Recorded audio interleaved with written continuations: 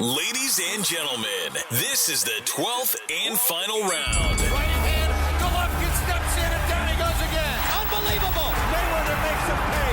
What a rookie mistake. A sensational left hook by De La Hoya. It's facts. I'm the best. You know what I mean? Sometimes I don't want to believe it myself, but it's the truth. I'm the best. I'm going to show you how great I am. From Southern California, this is the Last Round Podcast.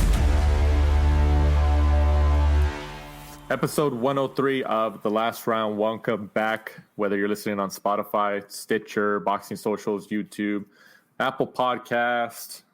I don't know. We're on like 30 different platforms all over the world. So we hope wherever you're listening to us at, we hope we appreciate it. And we're thankful, obviously, off of a very, very big weekend of fights all over the world. I don't know, since this whole, Mike, you tell me, since this whole pandemic started back in March, have we had fights in a typical weekend like this from literally in major parts of the world where boxing is popular? I mean, since March, what do you think? Probably the busiest weekend I think we've had. Right. Yeah, I mean, we have fights all over the world, like literally from essentially the morning time until the evening time, at least over here in the U.S. side. It was boxing all day. Like, I got to a point where I was like, man, my brain was fried by the end of the day, by the end of the night. But it was awesome. It was cool to have a day like that again. But jumping right into it, the second in command, I believe. We were going to ask you this before you came in, Tom. Well, we're not sure, but we assumed that you might be second in command, but maybe you're not. But you're high up there. We've had Dougie Fisher, obviously the editor-in-chief of the Ring magazine, on the show quite a few times. And Dougie's awesome. He's a boxing historian. I don't know too many people who know more about boxing than he does. But the Ring magazine's associate editor, Tom Gray, joins us this week on The Last Round. Thanks a lot for joining us, Tom. Thanks for having me. I appreciate it. No, I must say that I am not second in command. There's a gentleman by the name of Brian Harty who's managing editor. And the one thing that Brian's smart about is he has no social media presence. That's why you guys don't know his name, but he is. I look up to him as a boss of mine. So I'm not second in command. I just need to. Okay. I'm probably not even third or fourth. No, because we were wondering that, and Mike was like, "I think he's number 2," and I was like, well, "But you're right. But you're right though, because like if he has no social media and he doesn't really stay in the public eye, we don't really know too much about him." So. He's a very, very, very talented. He's a very talented guy. A brilliant writer, brilliant editor, brilliant videographer. He knows a lot of stuff. He's the Kaiser Soze of the Ring magazine. Exactly that. He would like that. He would like that comparison. Now, Tom, before we jump into to all the action that happened this past weekend all over the world in the sport of boxing, just so we can kind of get an overview of your background for some of our listeners who might not be too familiar with your work or your credentials, can you kind of just tell us how you came into boxing, how you came into the journalistic side of boxing, and eventually became an editor with the Ring magazine? Okay, yeah, I'll give it a try. I found boxing really. I was big into martial arts when I was younger, and Bruce Lee would constantly reference Muhammad Ali in his writings and in various different ways. And then a friend of mine bought a documentary to my house called Champions Forever, which was following Ali, Frazier, Foreman, Norton, and Larry Holmes. And I fell in love with Ali just watching him on site. It was one of those moments that feel as if I want to see everything this guy's ever done. So initially I was an Ali fan. This is the very early 90s. And then I went on to Sugar Ray Leonard, and then you start catching who was around. In the UK at the time, it would be like Ben and Eubank. In the US, you're probably going back to James Toney. Roy Jones was just starting out. It was a really exciting time. And before you know it, I didn't even notice. It wasn't like I was saying to myself, I want to be a boxing fan. You're just looking at everything that's going on around you and picking up knowledge as you go along. I went to college and did media at college. I actually was more interested in the video side of things. And probably at that time I was avoiding journalism. But then I think a big switch was the internet, where, I would, back in the day, I'd buy every boxing magazine going. That's Boxing News, Boxing Monthly, Ring, KO, Boxing Illustrated, whatever. But when the web started, you got the idea that you could perhaps try to contribute. And I did for a while, but I didn't take it seriously enough. I was one of these guys that thought the way like everyone wanted to know your opinion, but they don't. Like if I'm some unknown guy from the west of Scotland, who cares what I think about Felix Trinidad? You know, it's one of them. So I approached it all wrong, and then I kind of disappeared off the scene. And when I came back to it, I had more of an idea of what I wanted to do. And I started writing for secondsout.com, really wanted into print. Tris Dixon gave me my first gig, which I blagged an interview with Bernard Hopkins. I still don't know how I done it, but I pulled it off. And I knew it was going to get into the magazine, but they made it a cover story, and that gave me a platform to then you can say you've had a cover story with Boxing News, and then I did something for Fight and Fit, and then I pitched something to Ring, and I think that was 2012. But overall, over it, with big gaps, I've been writing about boxing for 20 years. So Mike had looked into certain things or done some research on you, and he had talked about, or more recently with the whole Tyson Fury recently winning the Ring magazine belt. You actually went to his home and presented the belt to him, right? Yeah.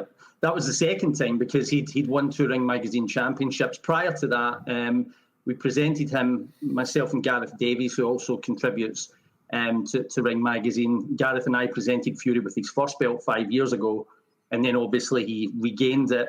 So because at that time we could make a big deal about it when he'd just beaten Klitschko because there was no COVID or anything around then. Right. So we'd have done the same thing, but circumstances dictated it had to be a bit more low key.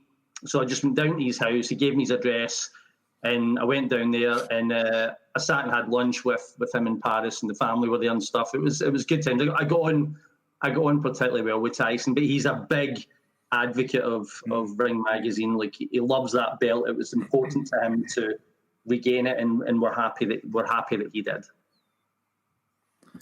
Mike was mentioning just before we came on air that and Mike wants to detail this. Like I think you went to I don't know if it was Jeddah or something, and he was mentioning that like how you were taking care of the belt on the trip over there was kind of like out of a movie, right, Mike?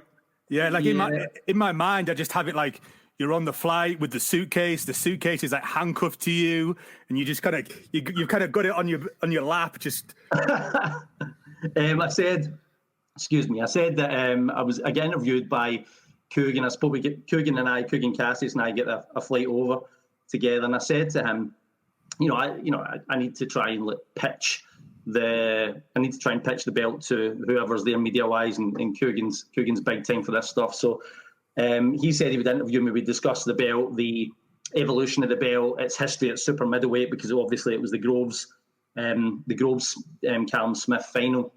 And he was kind enough to do that. And he said, "You've got the belt with you?" And I said, well, yes. I said, I need to bring it over. It's on the line. It was vacant at the time. And he said, like he was actually saying, you're not scared in case someone steals it. And I said, well, you can deal with that. I said, I'm not worried. I'm just I'll keep it in this little case. I'm not going to like flaunt it and walk all over Jeddah, swinging this belt about, or, take my top off and put it on and start walking about the hotel. So I mean, it was only ever out when we were at the press conference, the weigh-in, and the fight. We actually get Naz to present it to Callum Smith afterwards. Great times. I mean, absolutely fantastic times. It was a good trip. Nice. Yeah, Mike was telling me about that. He was like, "Yeah, man, it was like he was in a movie guarding that thing on the flight and everything." So, no, I never ever looked at that way. I've took that belt a lot of places. I was at the Hall of Fame. I had to take it, and I was traveling out of JFK going to, I can't remember the airport. It'll come to me in a second. But it was like a domestic flight to go over to Syracuse. I was traveling into Syracuse to get to the Hall of Fame. And this guy, I took on his hand luggage, I basically had it in a bag, and the guy opened it and then gets me to stop. And he takes the belt out and he's looking at it, and then he looks at me and says, "Are you any good?"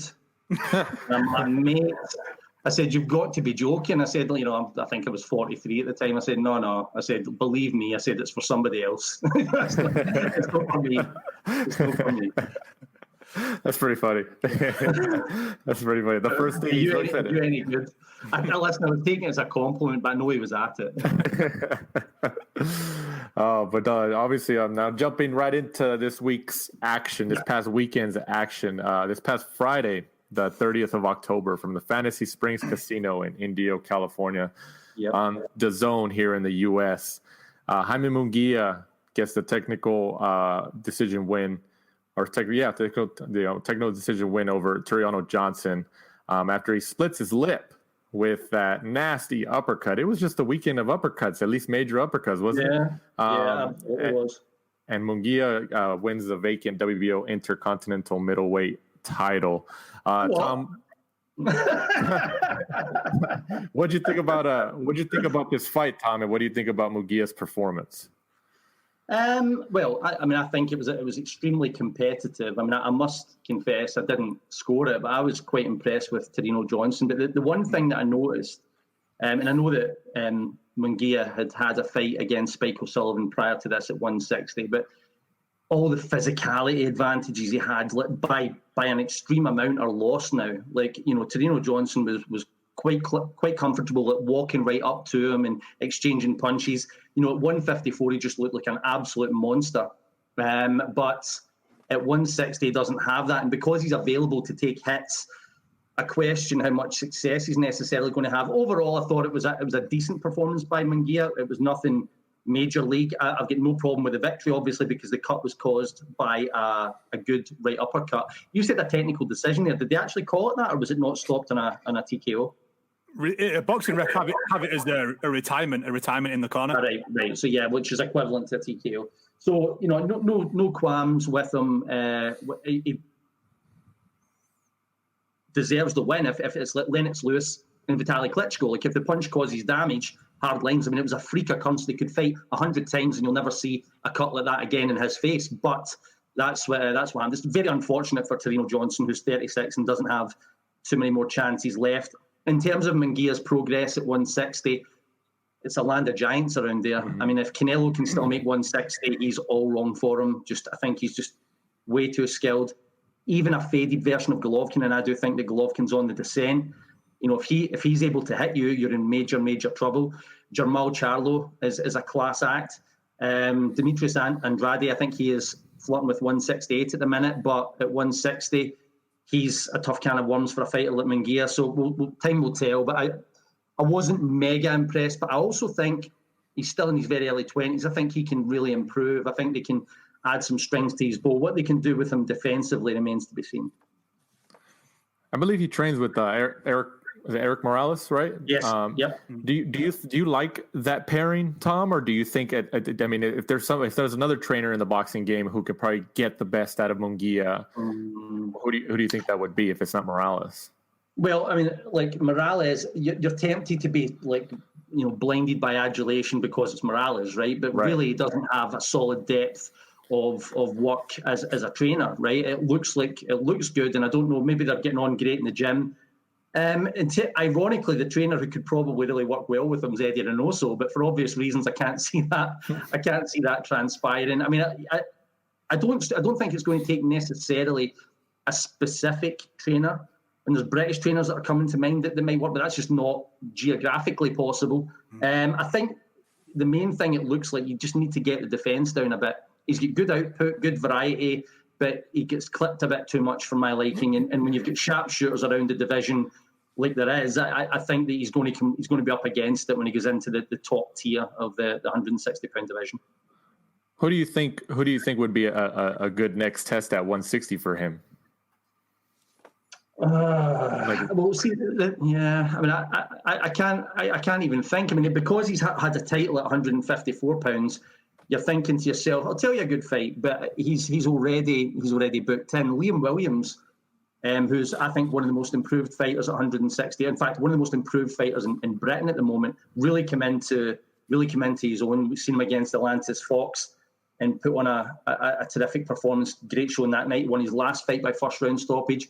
But Liam, I think, is getting tied into, or wants Andrade, but Andrade's moving up to 160. The landscape's always changing. I don't put it this way. I don't think Munguia right now should be getting in against the likes of Canelo, Charlo, etc. I think he needs at least another 2 or 3 fights of development, but not just, we'll get him 2 or 3 fights at a decent level. He needs to be in the gym working on certain things in order to improve. And listen, that happens. Canelo right now is not the same fighter Canelo was 5-6 years ago. He's a much, much, much improved fighter.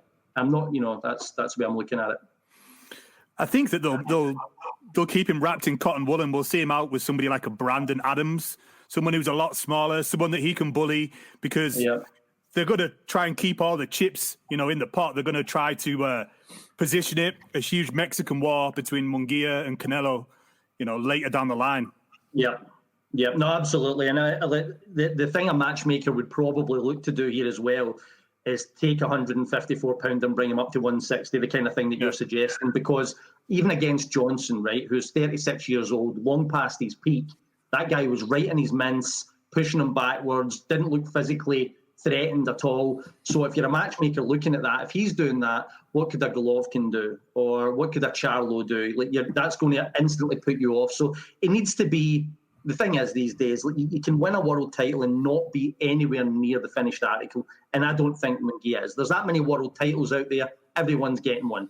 But they need to be developed a certain way. And I think there's a lot of room for improvement in Munguia. We might sit and have this conversation 3 years and go, well, look at Munguia now. Look how much he's doing. He's moving his head. He's getting out of the way. He's doing all the things that we said. Or it might never change and get found out. It's going to be one way or the other.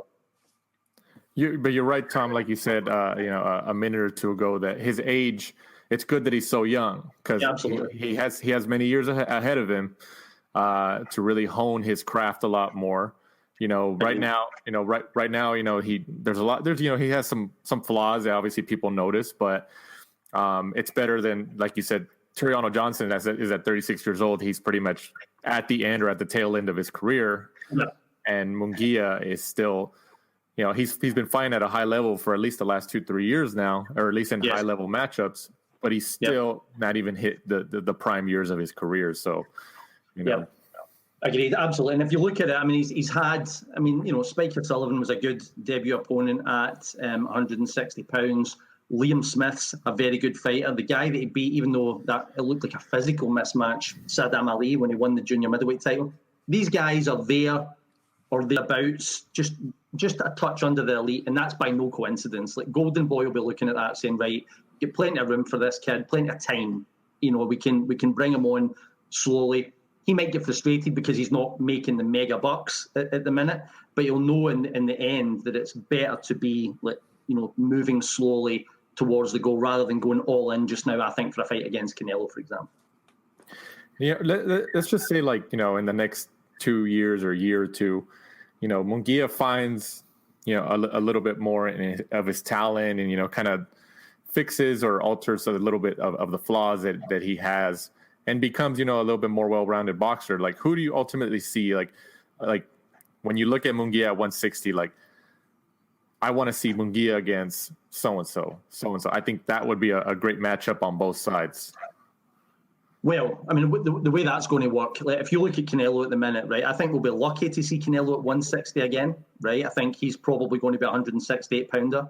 A lot of these guys are going to probably have moved on, and you might end up, as insane as it sounds, you might end up with Errol Spence flirting at 154 and 160. It might not be the guys that are around just now. I think Golovkin has got what do you guys think? A couple of years left, at the maximum. He's not even making a sound of it fighting.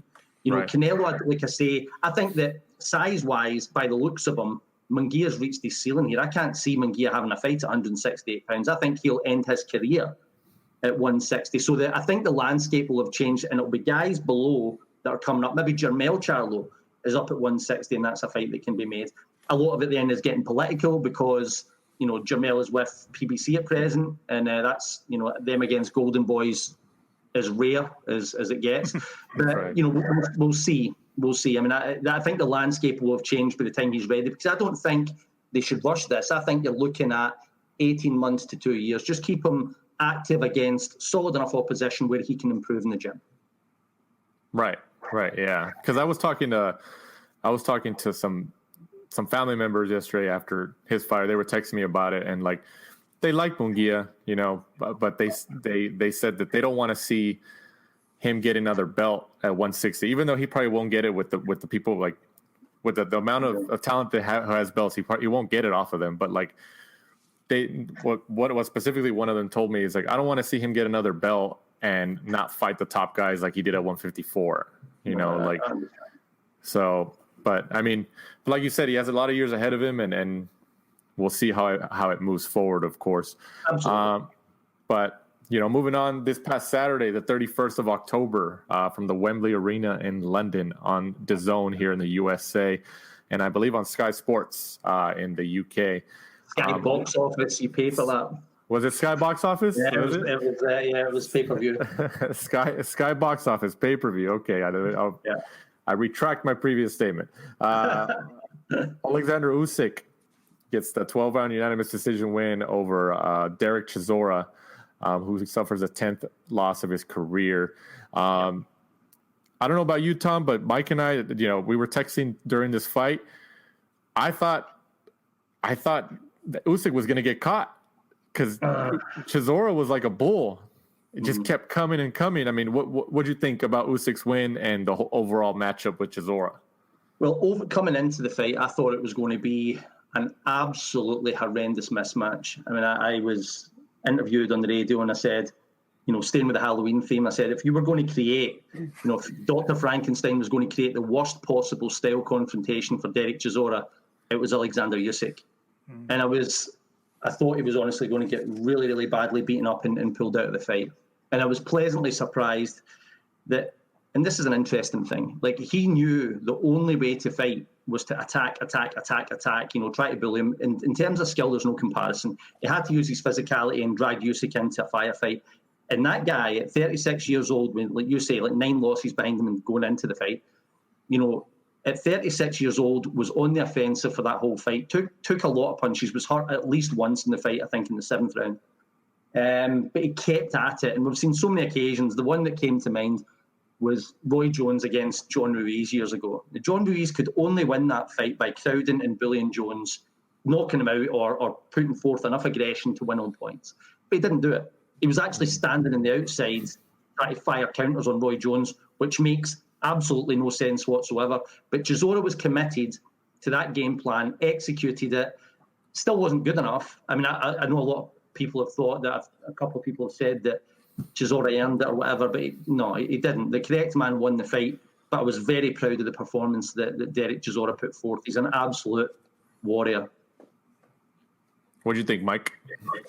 No, I agree. Going into the fight, I thought Usyk was, had a good chance of kind of embarrassing Chisora if Chisora did the usual thing, because he's too fleet of foot, and Derek Chisora is very flat-footed. Kind of surprising, that at 36 years old, it's the fittest and probably best performance we've ever seen from Chisora. If I was him, I'd be kind of disappointed that I didn't do that earlier in my career. What could have been. But going forward, it's going to be interesting to see what Usyk can do against the giants of the division. Your Tyson Furies, your Anthony Joshuas. I don't think he's got the power, but he never really relies on the power. He just sits on the outside and he just loves to box. Yeah. So it's always going to be, Usyk by unanimous decision or something like that if he faces the big boys. So only time will tell, I guess. Hopefully you'll see the Joshua fight come Easter next year, maybe. Well, I mean, in terms of, it's been interesting looking at it this morning, because the fight was a lot more competitive than I expected and many other people expected. A few people thought it was going to be, a closer fight, but most people predicted that, Chisora was in over his head and it was one guy on the ascent and the other guy on the way down. But now, the thing we need to remember, despite the fact that Anthony Joshua, Tyson Fury, Deontay Wilder, for example, are considered so much superior fighters to what Chisora is, it all comes down to styles. Anthony Joshua, Tyson Fury, Deontay Wilder, they don't press forward. And by the way, the thing that really impressed me about Chisora was the speed of him closing the gap. It's okay coming forward, but he was actually putting Usyk under serious pressure. And like you guys said, that's a fleet-footed, like a guy known for his mobility, and Chisora was right on him. But not one of the other guys that I mentioned fight that way. Anthony Joshua, stand up, box you behind the jab and look to take your head off with a power shot. Tyson Fury is almost like a mirror image of Usyk, except he's a foot taller and 50 pounds heavier. And Deontay Wilder will follow you around all night looking to take your head off with right hand. So they're completely different style confrontations. I think that Usyk is kryptonite for every heavyweight around at the minute, with the exception of Tyson Fury, strictly because Tyson Fury is so much like him that has every physical advantage known to man. You know, he could look right on his scalp. That's the difference in height.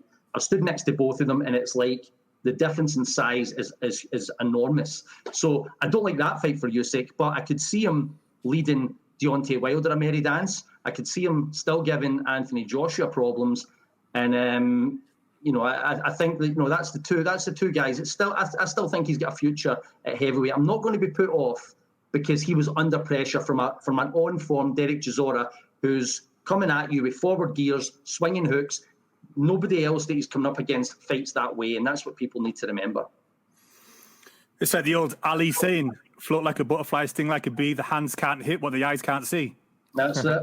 That's what he's good at. I don't think we've seen the best of him last night, and we need to remember as well that he's coming off a year layoff. Now, I know that Chisora was as well, and he's the older man, but Usyk is like a timing rhythm fighter that's always thinking, and he's a lot more sophisticated than a Chisora that's coming at you looking to KO you, knock you clean out. If anybody's rhythm or form is going to be affected by a 1 year layoff, it's going to be Usyk. And I think that people are selling him short when they think, oh, he's had it. He took a few digs off of Derek Chisora. What would this guy do, or what would that guy do? These guys are all different, and also, there's no way that mentally Usyk is going to be as switched on for Derek Chisora as he would be for, say, Deontay Wilder and Anthony Joshua, Tyson Fury. Will be a completely different animal. We see it all the time. These guys come in either like half-cocked or they're fully switched on. So let's see what he does later. I predict that you'll see better of Usyk as time goes by at heavyweight. Kind of staying on the heavyweight subject, Tom, obviously the WBC just recently announced that they want to create a new weight division with the limit of 224 pounds. Usyk, I think, weighed, I believe, like 217, 218, so around there for this fight with Chisora. So I'm asking you, based on your experience in the boxing game, being an avid fan, enthusiast of the fan, what do you think about this proposed new weight class? And would somebody like Usyk just stay in that weight class and win those titles and not go into the actual I guess what do you want to call it, super heavyweight? I deplore the decision. I think it's an absolute farce. I mean, the first thing that went through my head when I seen Jose Sulaiman talking about it, the first thing I said, is this April? Because I thought it was a joke, like April Fools. I didn't believe that he was going to do it. And if the reason is, they're trying to justify it by saying that, oh, these heavyweights are so much bigger these days. Well, I'm sorry, that's nothing new, right? Lennox Lewis was a lot bigger than a lot of his competition. Vladimir and Vitaly Klitschko were a lot bigger than their competition. Yes, Tyson Fury came in at 270 odd clicks against Deontay Wilder that was 220 or 225, right? Guess what? It was still considered an even matchup. Nobody was caring about the fact that Tyson was so much bigger. I mean, is it Tyson Fury's fault because he smashed up Wilder that they need to create this new weight division? Now, big guys have been beating guys 30, 40 pounds lighter for 100 years, right? It goes back to the likes of Max Baer fighting guys much smaller. There's no need for this. And to be honest, to me, it's just to create another bunch of belts, to get more sanctioning fees. It's an insult, and it's the last thing that boxing needs right now. And guess what? I mean, I'm sure that Usyk has got the right to say, look, forget putting me into this new division, whatever you're calling it, Super Cruiser or whatever the hell it is. Forget putting me in there because I don't want to win that. I want to fight the top guys. You think Usyk is going to take a back seat to Anthony Joshua or anyone else because he happens to be 50 pounds lighter or 40 pounds lighter? No chance. He wants the lot of them. So they're taking things down a road that, to be quite frank, is just asinine. It's just so silly. It defies belief. I mean, how about that? I know that we know there's been obviously rumblings and talks over the years about a new weight class, especially between cruiserweight and heavyweight, because of the size difference in weight there. But I mean, even before that official announcement from the WBC saying that they're planning on doing it, did you ever hear anything that was credible back in the last couple years or in your past where you thought this actually could happen? I think it's had like fleeting conversations. Actually, the one that probably would make more sense is a division between light heavy and cruiser, because the gap between light heavy and cruiser back in the day was only 15 pounds, but they took the cruiserweight limit from 190 to 200, which created a bigger gap. Now there you go. Just drop a division in there. That, put it this way, it still would have been brutal, right? I wouldn't have liked that either. But it's messing with the heavyweight lineage and everyone up there, and the excuses for doing it, that these heavyweights are so much bigger, as if that just happened overnight. Like, where was this problem, like you say, during the Klitschko era, which went on for the best part of a decade? Where was it when Lennox Lewis was beating guys much, much smaller? Now, Lennox beat bigger guys too, but that's just the way it goes.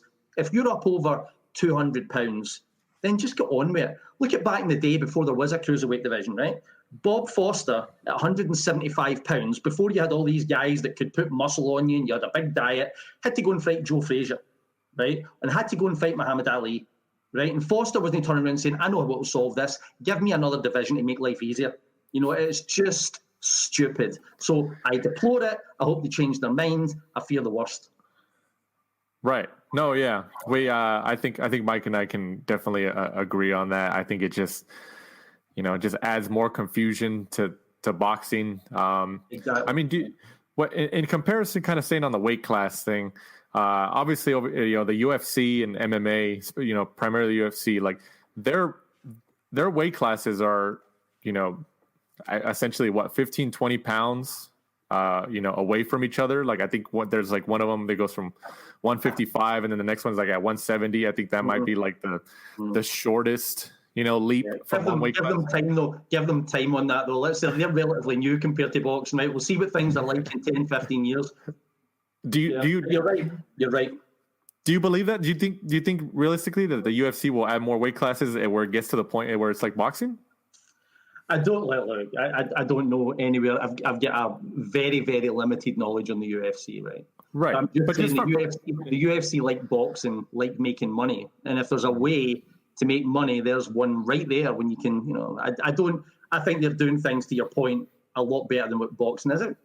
I was okay with boxing, like things were okay as they were. But when you think back to the 40s, and there was 8 weight divisions and 8 guys can call themselves world champion. I did a tweet on this the other day. And now like 150 or 140 people can say I'm a world champion because there's 17 divisions, 4 recognized governing bodies. Come on. It's insane. But... Oh, you're right. I mean, as of right now, it seems like the WBC's going forward with their plans. But like you said, it hasn't happened yet, but there's still times maybe they can back out and say, so as of right now, it's not real. Yeah, right now, like the thing with governing bodies that's quite frustrating, right, is like they're accustomed to getting negative feedback on decisions, right? Right. But it doesn't stop them because, see, at the end of the day, they know that boxing boxing's funny in that there's another problem always around the corner. So, they know that, yeah, right, here we go, like the WBA with the regular belt, right? That belt to me is a shortcut to thinking. How can you have Gervonta Davis at the weekend winning the so-called WBA lightweight championship when Teofimo Lopez just had a legendary victory over a guy who everyone thought, Lomachenko will still go into the Hall of Fame, right? Over a terrific fighter as underdog in a big occasion that set boxing alight, and then some guy turns around a couple of weeks later, no, I've got one too.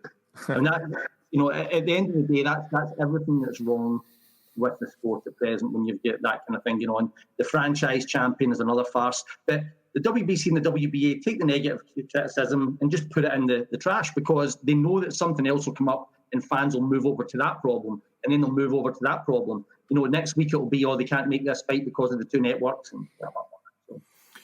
Since we're talking about the belts and the changing of hands, it's looking like, AJ will probably drop the WBO championship so he can, face Tyson Fury. Looking at the WBO rankings, it looks like Usyk will be in there with either Dubois, who's ranked second, Parker's ranked third, or Pulev or Andy Ruiz.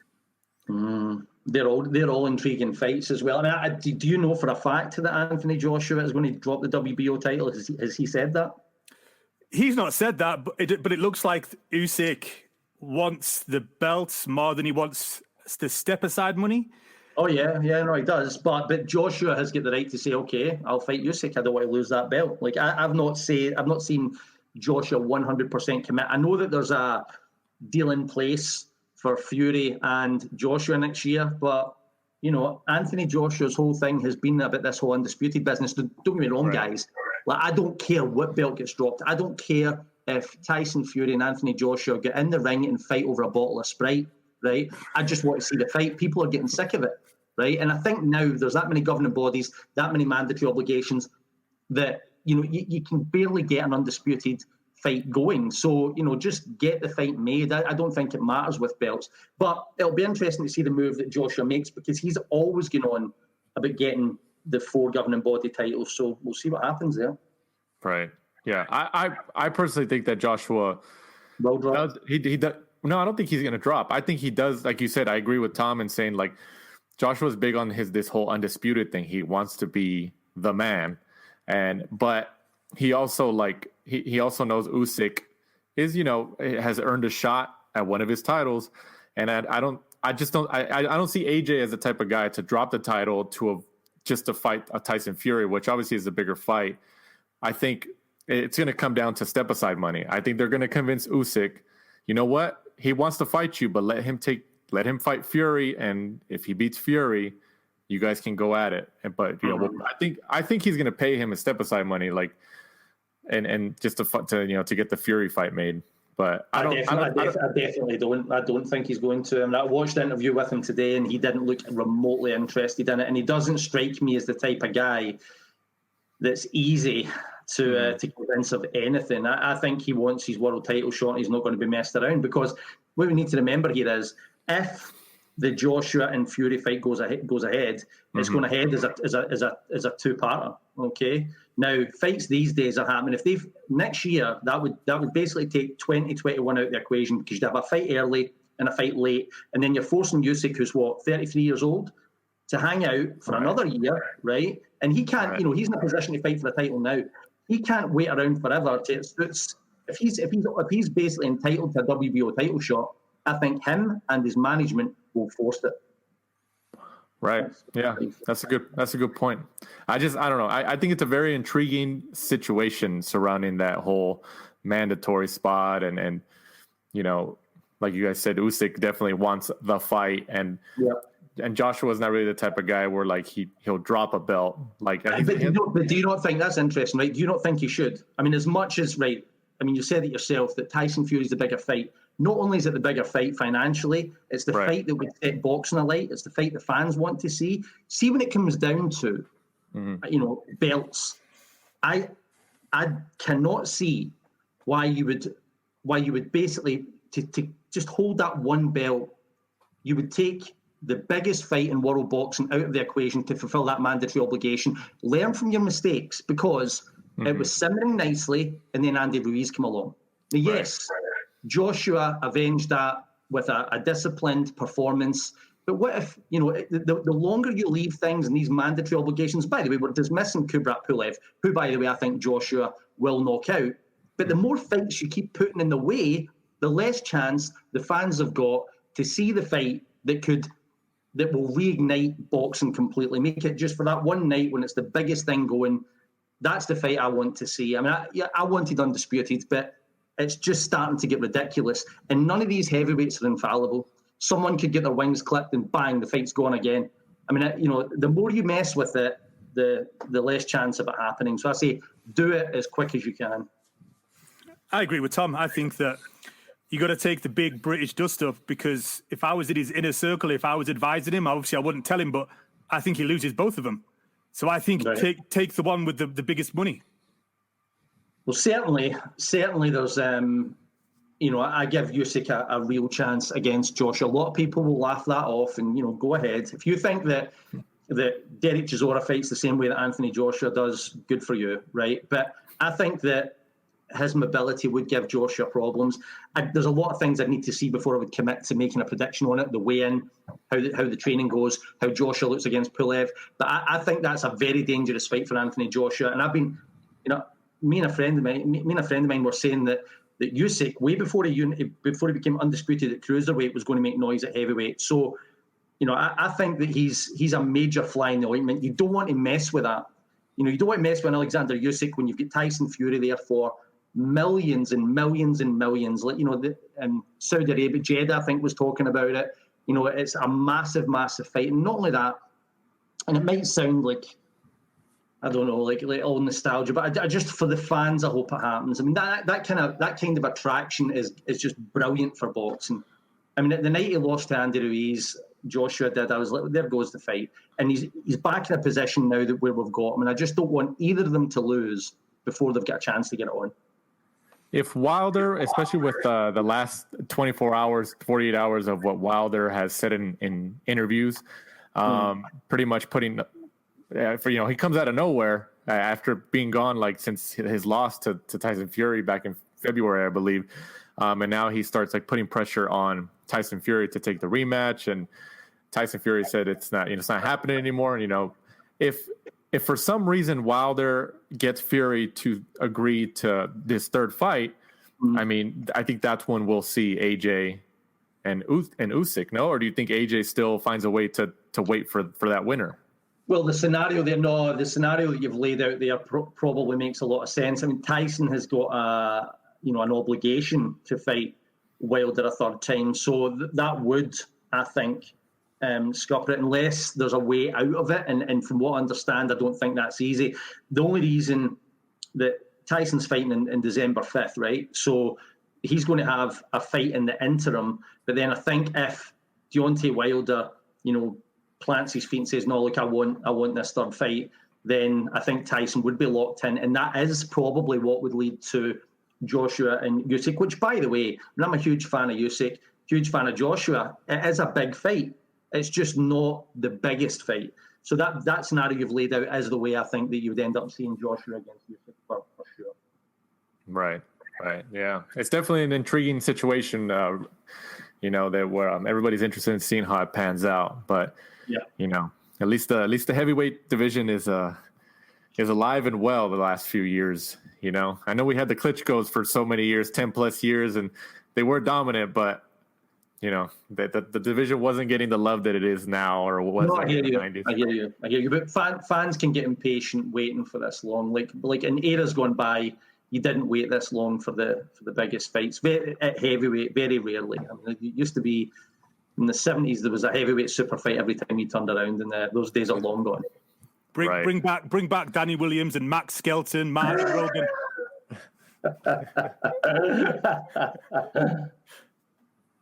Oh man! But moving on from the bubble. Yep. But moving on from the bubble at the MGM Grand in Las Vegas on ESPN Plus here in the United States, the monster Naoya Inoue remains undefeated, 20-0 with the 7th round TKO over Jason Maloney of Australia, and this is for Inoue's WBA and IBF and Ring Magazine bantamweight.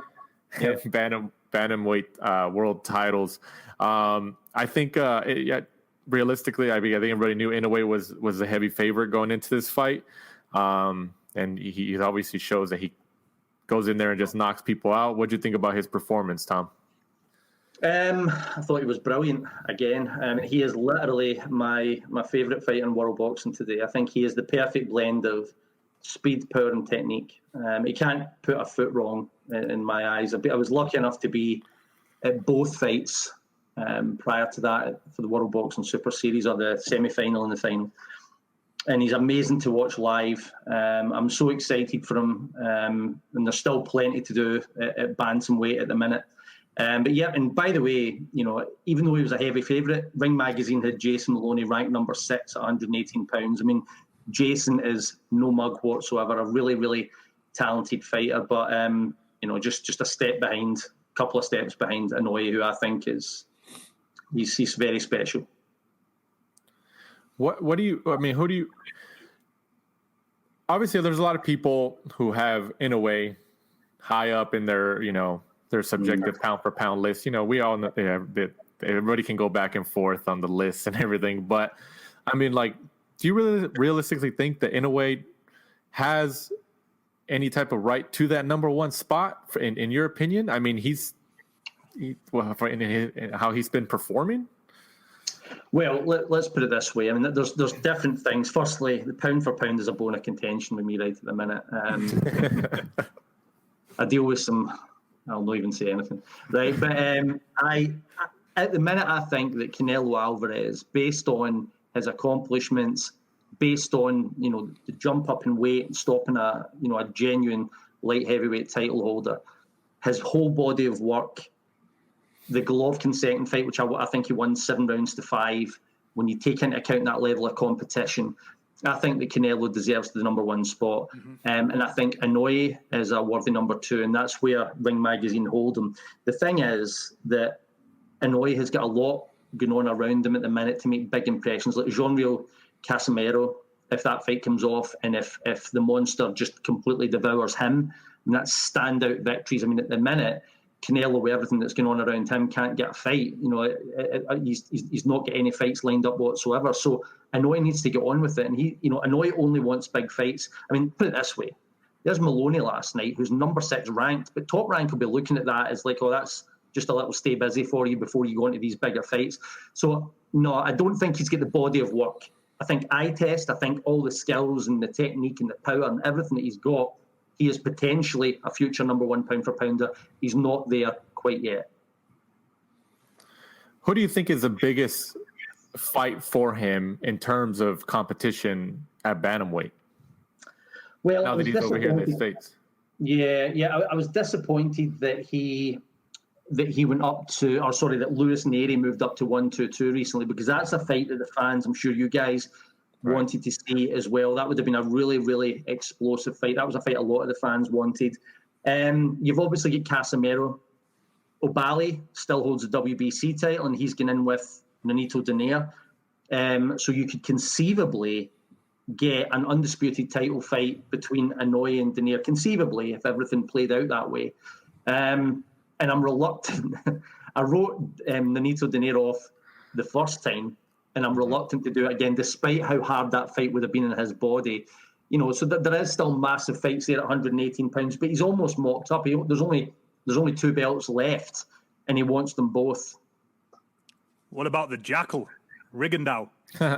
What about him? Who's that? I'm sorry, that guy goes on a 2-year vacation every time he fights. Like, I listen. That fight for Inoue from a style, the way Rigondeaux is for every style, is a nightmare. Right? Obviously a nightmare, but where is he? He's not interested. And what age is he by this point? 50? Yeah, probably. You never know, do you? Not with Cuban fighters, and I'm not being disparaging. I love a lot of Cuban fighters, but at the end of the day, there's an expression you guys might not get it, but he's sold the jerseys. Like, he just takes too much time off, and people just stop talking about him, and that's it. Listen, if he's on the scene, Inoue would want a bit of that. I'm pretty convinced. Right. Yeah. No, you're right. Like, he takes these long layoff vacations, but I think honestly, if there was an opening to make that fight for Inoue and Top Rank to reach across the aisle or whatever and negotiate that fight, I would take it, just because that's a name on the Monster's resume. Absolutely, and I agree with that. Yeah, and he's a favorite, and if he knocks him out, I mean, I don't think Rigondeaux has been stopped, has he? He's only got one left. Lomachenko stopped him. So Did he stop him? Oh, okay, I thought it was. I took $50 off of Mike Coppinger because he stopped him, and that was a pleasure. Sorry, Mike. Oh man, but the Monster obviously gets the 20th win of his career. And it wasn't. We talked about this on the last show, Mike and I. That this wasn't his U.S. debut. Top Rank was pushing it as a U.S. debut. Yeah, the top rank. It was a top rank debut. Yeah, that's what we should. That's what we were saying. We're like, they should have said. They clarified it was his Top Rank debut. They could have even said it was like his Las Vegas debut, just because Las Vegas is such a big boxing town. But I can't even remember the name of the kid that he fought, but he fought in a Superfly card, right? In the States. Yeah, in LA, I believe, right? Yeah, that's right. So yeah, it was a short night, and the guy ran away from him. I can't remember his name, but that was the thing that really impressed me about Inoue was kind of like what I said with Usyk. He's a guy that needs all of these parts, everything's functioning together. You know, looking the part, coming in there, getting the shots off, being accurate, being powerful, setting everything up. And he looked. Did that look like a guy that hadn't fought for a year? I thought he looked tremendous. I mean, I know he shipped a couple of punches, but he's so dedicated to his offense. He's always going to get clipped now and again, but he looked razor sharp last night against a very good fighter. Right. Yeah, he's definitely razor sharp, and he looked. He doesn't have any signs of him slowing down or anything. So it definitely looks bright for him, especially in his pound for pound. Moving on. At least the most talked about fight, at least over here in the States, from what I've seen in the past like 12 to 14 hours, from the Alamo Dome in San Antonio, Texas, on Showtime pay-per-view here in the United States, with I believe almost 10,000 fans in attendance. You know, socially distanced apart and everything, but there was fans in attendance there. You know, since March, I believe. You know, at least for like a significant fight, this has had the biggest crowd at this point in time in boxing, at least from what I can remember. Gervonta Davis gets the 24th win of his career after he stops Leo Santa Cruz with the left uppercut in the 6th round. And this is for, and please, I'm just a messenger. This was for the WBA. This is for the WBA super featherweight and WBA 135-pound world regular titles. I don't know.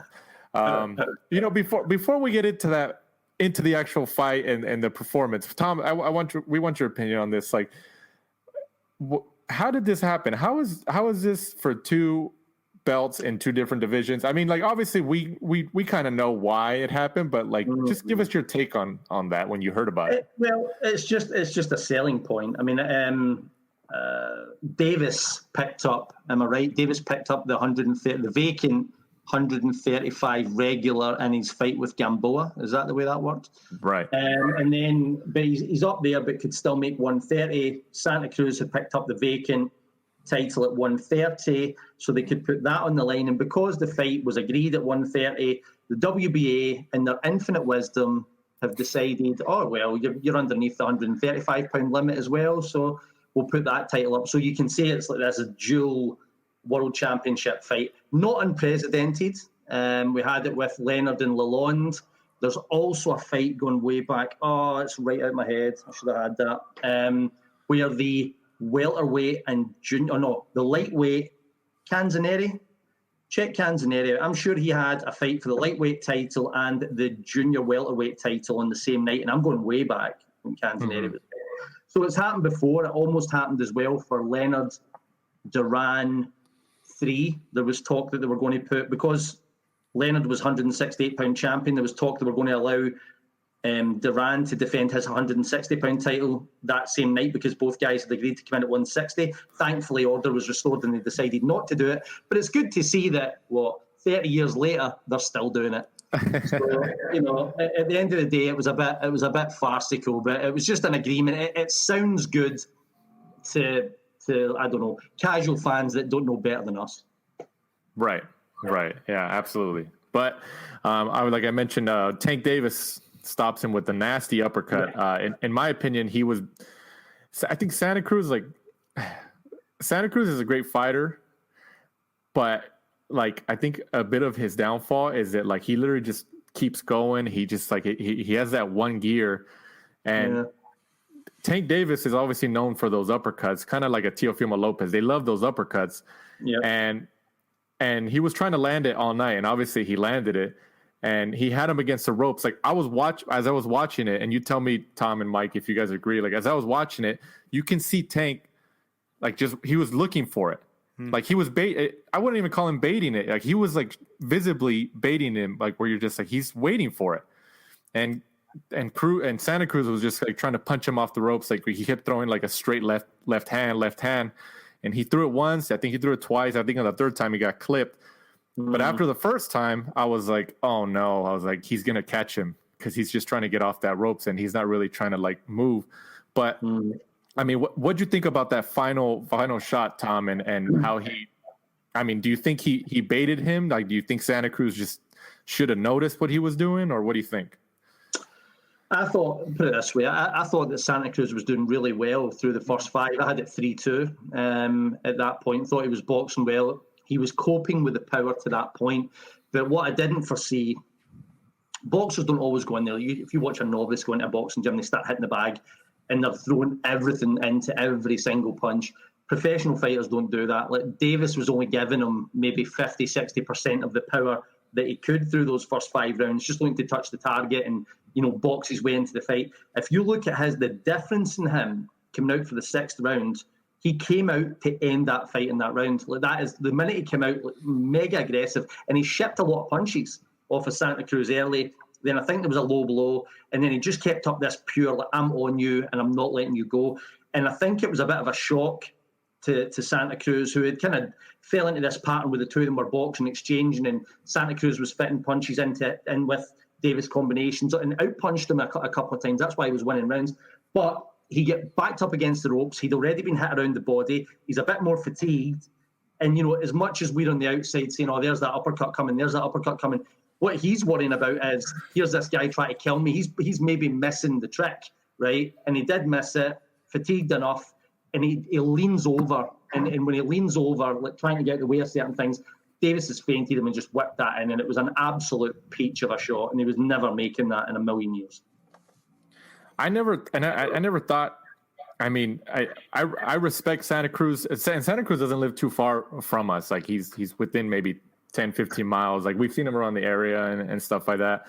But I respect Santa Cruz a lot for just, he fights. He doesn't make any excuses. He's a humble kid. He just goes in there and fights. If you saw him on the street, I don't even think, if I wasn't a boxing fan, I wouldn't even know he was a fighter, just based on his personality. But I just never I never would have let him take in this fight if I was his team. Davis is just too big. No, right, wait. Let's see. Here's the thing, right? We're talking earlier about how you should fulfill mandatory obligations, do this thing, do that thing. We always find a way to criticise. Like if a fighter doesn't take a fight, we say he's ducking. If a fighter says, I'm going to try and give it everything here and go after the impossible dream, we say, why the hell did you take that fight? You can't really win. So I thought Santa Cruz has been through he's a 4-weight world champion at present. I applauded the fact that he was willing to take that fight on. It proved to be too much. And by the way, I'd predicted the fight would be a lot closer. I thought that if he could have got through 6 rounds, which ironically he didn't because it ended in the 6th, but I think it could have maybe, slowed down Davis' pace a bit, but Davis was just on him, right on point. No, I applaud the fact that Leo Santa Cruz is there to be great there, even though it ended in defeat. I think there's a lot to be said for that, and I think more fighters should follow his lead. Right. Yeah. And in that regard, I can agree. I don't know. I guess I predicted. I was in the camp that I didn't think Santa Cruz was going to have a chance. I thought there was no way it wasn't going to end in a knockout. I hear you.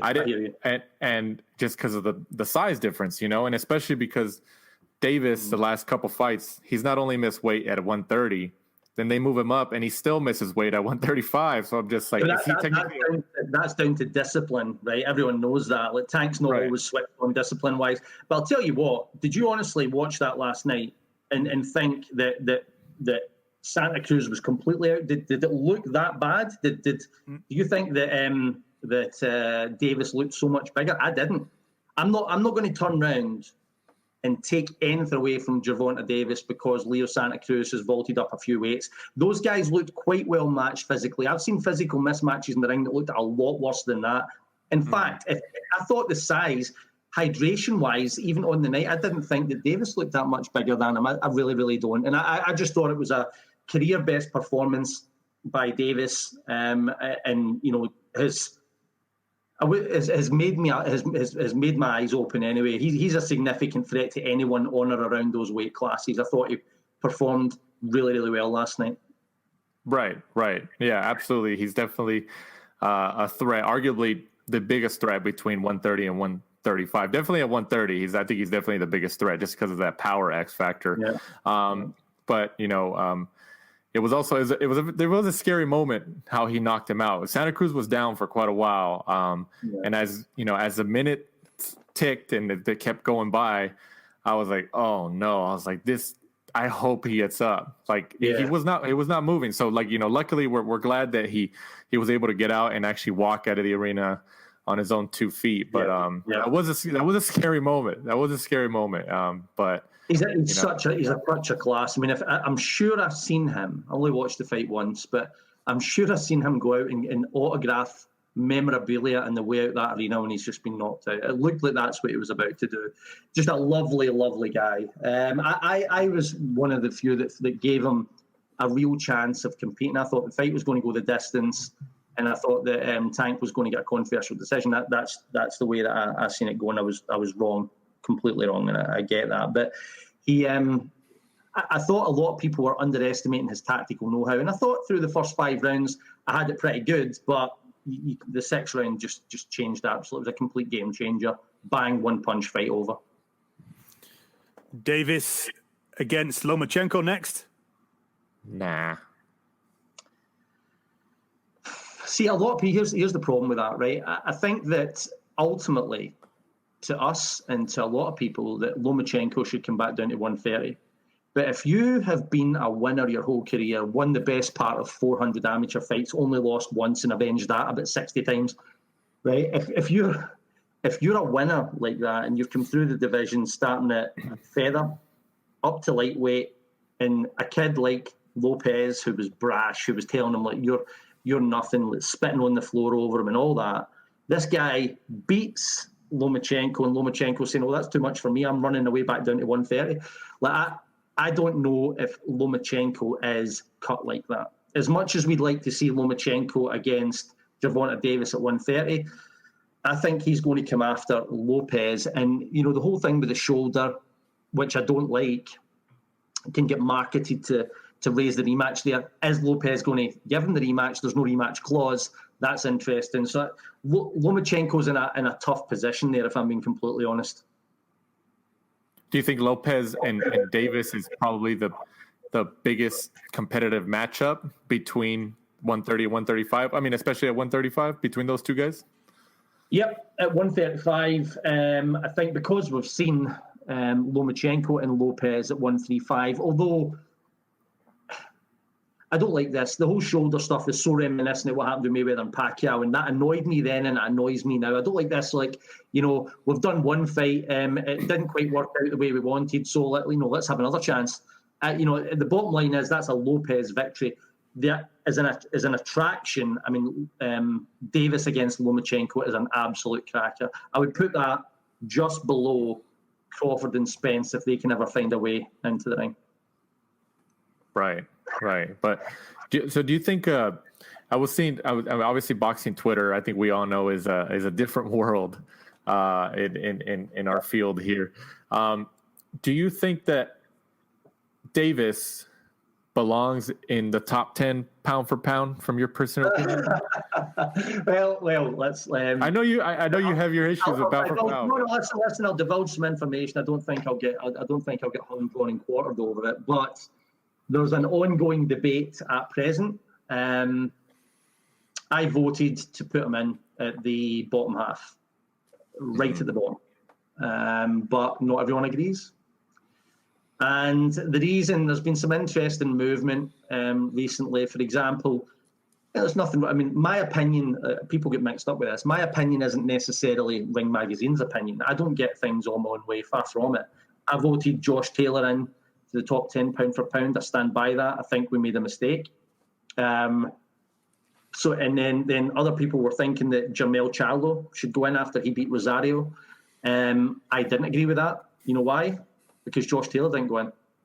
So we're stuck in this position just now with the ring pound for pound ratings, where Davis has a standout performance, and people are saying, well, we can't put Davis in because we didn't put Charlo in and we didn't put Taylor in. And I said, but something's obviously wrong here at the bottom of the table. And I've asked people to do the last two in the pound for pound rating. So that's all in motion at present. My answer is that I could see Davis off that performance level, the way he looked, the finish that was emphatic. I mean, I'd never seen Santa Cruz even close to being stopped in my entire life, and he switched them off completely. He was out before he hit the deck. It's a standout class victory. He's good on the eye. I thought it was conceivably pound for pound level, but not everyone is of the same opinion at the moment. What do you think over here in the United States? It was on Showtime pay-per-view, and obviously the whole pay-per-view in boxing is like, oh, I want to be a pay-per-view fighter and stuff. So, I mean, in a big sense, fighters kind of realistically know, like, okay, if I become a pay-per-view attraction, that's the biggest world championship title that you can get. I mean, yeah. What do you think about this being Davis's first pay-per-view headlining, and he's headlining as a star of the show in a sense? How do you think it's going to do? I mean, it's difficult to say. I mean, what it reminded me of, though, what he's done everything right. I mean, the fight was marketed well. The whole double world title stuff that we're mocking it, but at the end of the day, it was built up in a way that was quite smart. It's like the young brash American kids with a bit of bling that's kind of like Floyd against a Mexican warrior. I hope it does well. But the one thing he did right was he executed his best possible fight on his biggest night, which was reminiscent to when Mayweather made the jump. I know there's tons of similarities and the both of them are tight and whatever, but Mayweather's first pay-per-view was Gatti, and Mayweather turned it on for Gatti in a big way. And then by the time super fights came around against Oscar a couple of years later, it was a massive, massive event. He's done everything right. His next step after this will be important. I don't think you're going to get Lomachenko or Lopez or anything like that, but they're able to replay that knockout now in the build up to his next pay-per-view, and that's how you get people in. People will be like, wow, he's just took some guy's head off with a left uppercut. I want to see this guy fight again. He's done everything right that he could have done. I thought it was a success. Whether that will translate over to the big numbers at the time we're in during COVID and all that, I'm not 100%. We just need to wait and see.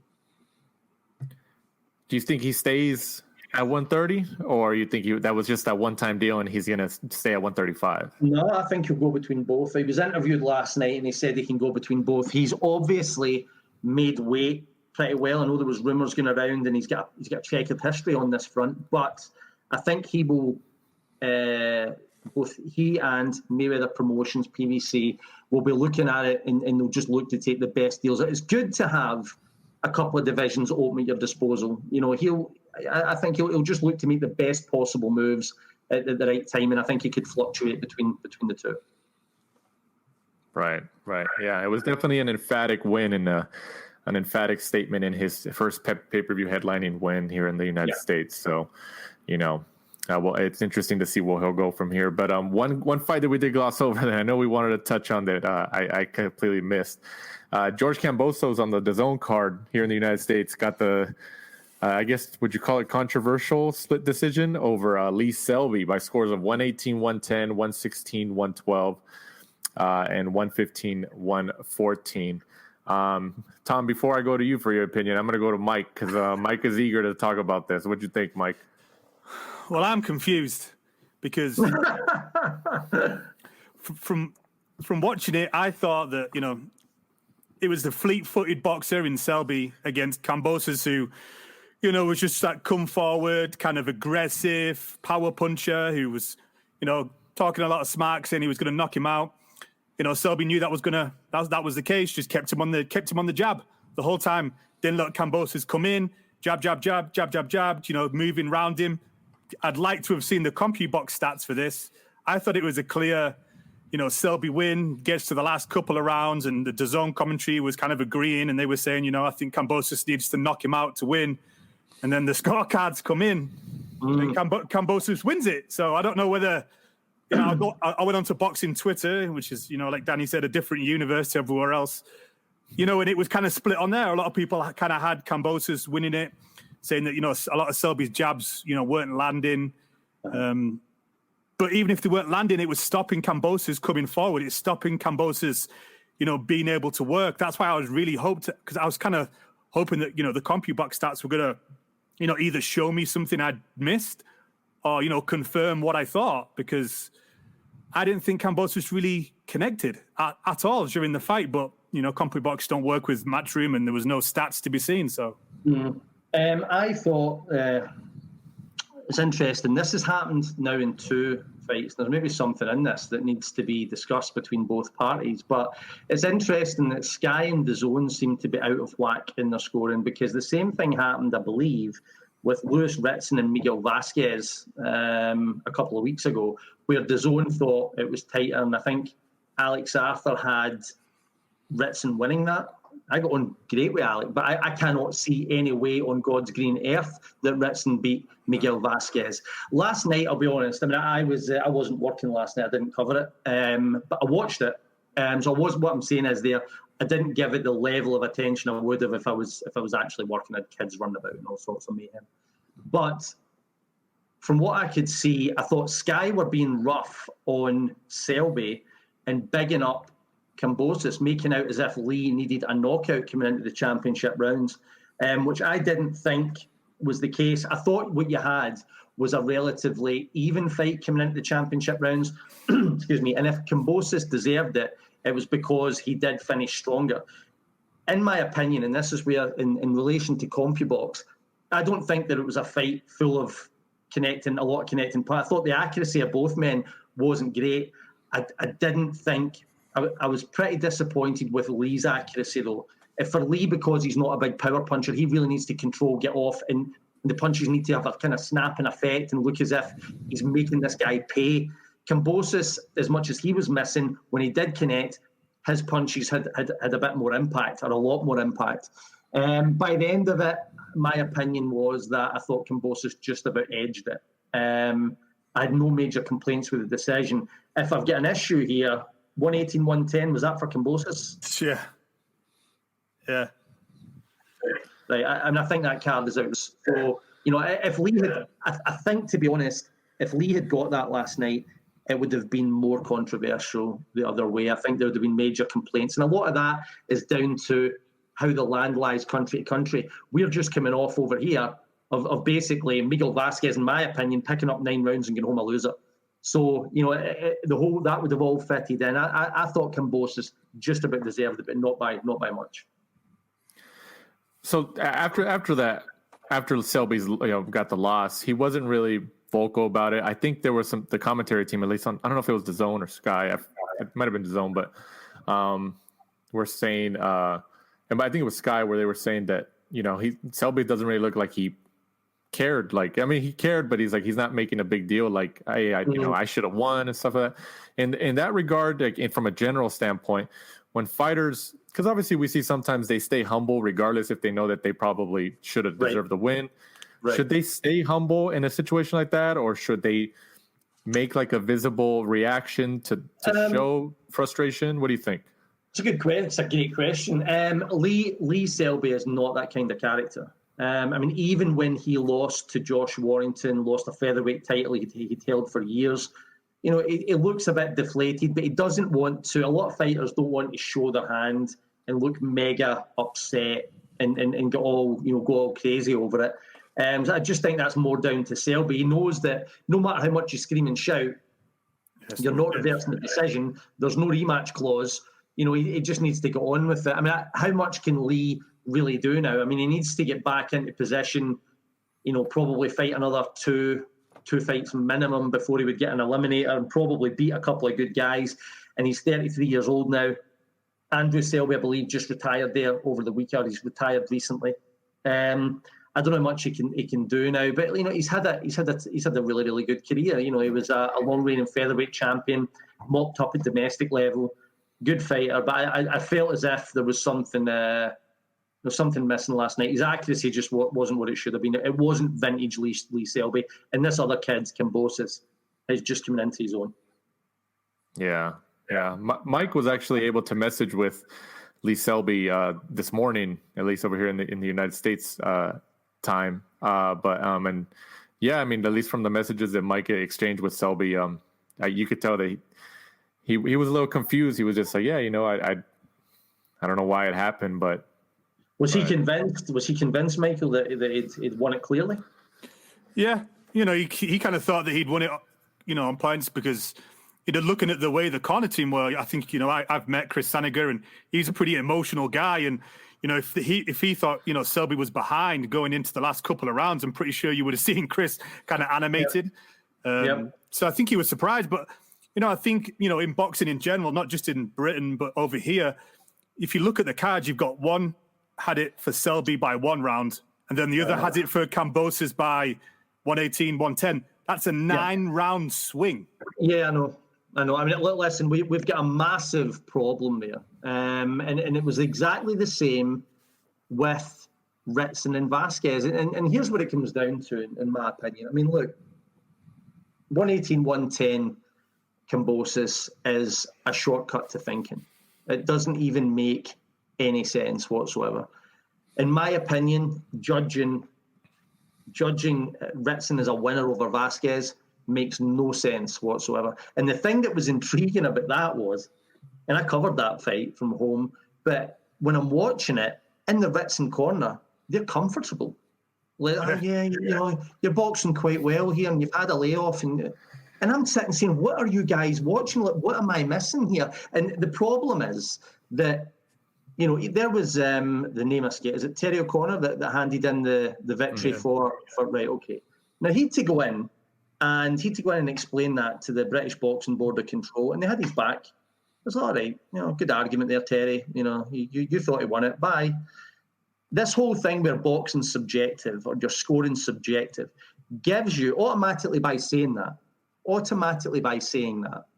you're allowing nonsense level scorecards to turn up left, right, and centre. I went on the radio when Tyson Fury fought Deontay Wilder the first time, and I thought Tyson was a massive winner first time around. And the guy said to me on the radio, "Oh, but it's subjective," and I almost lost it because I hate hearing it. You're basically allowing this to continue. That's the whole thing. When fans or media or anyone else have got a gripe against a ludicrous scorecard, when the person listening to that can't take it anymore and knows they're backed up against a wall and they can't get out, they say, "Oh, but scoring subjective," which is hurting the sport every time there's a ludicrous decision. If there's not a ludicrous decision, there's a ludicrous scorecard. I mean, you had someone turn around and try and convince themselves that Mayweather-Canelo was a draw. Have you ever heard anything so stupid? Like that is, and it happens in no other sport. And because they don't, these judges, if Terry O'Connor has to get down to the British Boxing Board of Control, walk in, sit down and say, "Oh yeah, that wasn't my mobile phone I was looking at, by the way, and that's just the way I've seen that fight," and you're letting it go, then boxing is asking for every single problem it gets. Unless you're going to say to officials, "By the way, you're covering this fight, you better bring your A game, because if your score's out of whack, guess what? You'll not be covering another card for the next 6 months." Wait till you see the improvement in scoring after that. That's how you solve it. You don't solve it by handling things the way we are. Do you think it should be more like soccer refereeing or football refereeing in the UK? Because I was a decent level soccer referee in the UK. And if you start having bad games, there's somebody behind you waiting, vying to be in that position. That's it.